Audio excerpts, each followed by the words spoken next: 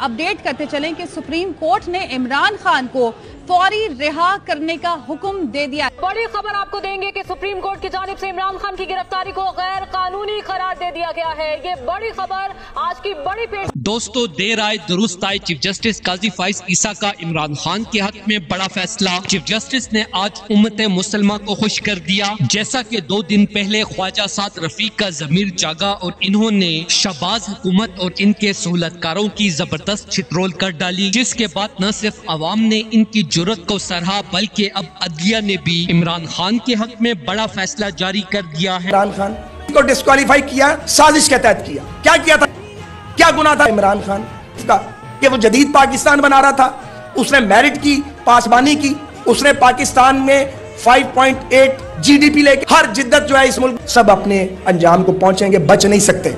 ये तो पॉसिबल ही नहीं है। सर तुफ शहबाज शरीफ तुम्हारे ऊपर, तुफ तुम पे कि जो बात मियां नवाज शरीफ को समझ आ गई, जो पीपल्स पार्टी को समझ आ गई, तुम्हें समझ क्यों नहीं आई। इमरान खान को डिस्क्वालीफाई किया, साजिश के तहत किया। गलत फैसले करते हैं हम टिकटों के।